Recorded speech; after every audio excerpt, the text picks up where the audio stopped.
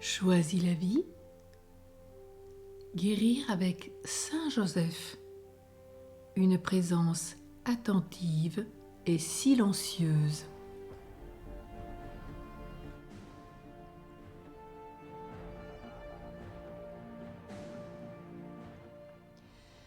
Le père est habituellement plus silencieux que la mère.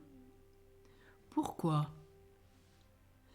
Pour laisser à l'enfant son espace de parole.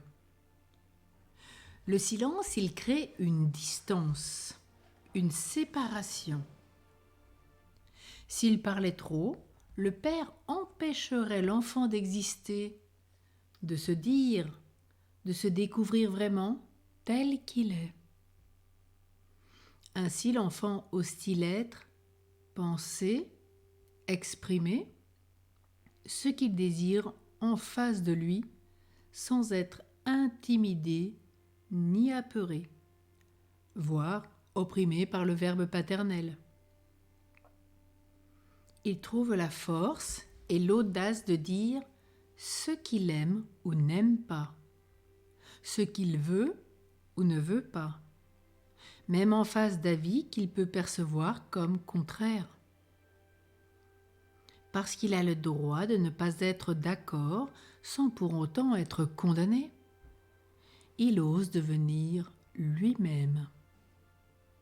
Il est capable de faire ses propres expériences sans craindre l'amour de ses parents. Il peut prendre sa vraie place dans la famille, celle qui lui est propre. Il trouve son équilibre dans une relation harmonieuse avec un père qui l'éveille à lui-même. Le père doit veiller à ce que son silence soit une présence aimante, jamais une absence, une indisponibilité ou une indifférence.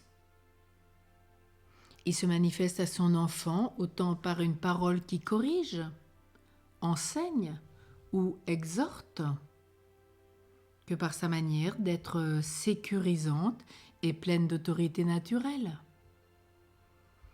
Illustrons cela par un exemple. Je cite un témoignage. J'aimais bien prendre la parole au cours du repas familial.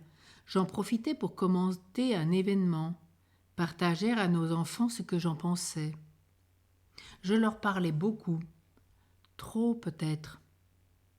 Un jour, en m'entendant prendre à nouveau la parole, notre fille Gabrielle, âgée de 8 ans, s'exclama innocemment.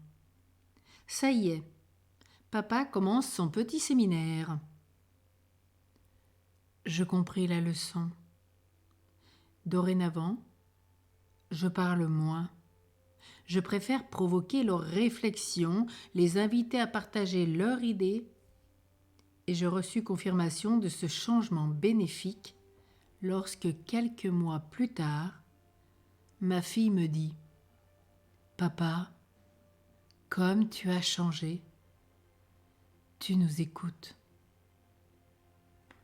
Alors puissions-nous découvrir non seulement pour les pères, mais toute personne, la grâce d'avoir une présence attentive et silencieuse, car le silence est d'or, la parole est d'argent, et c'est dans le silence que le son peut se construire, car on entend Dieu, il nous parle, il nous vivifie, il nous met face à nous-mêmes.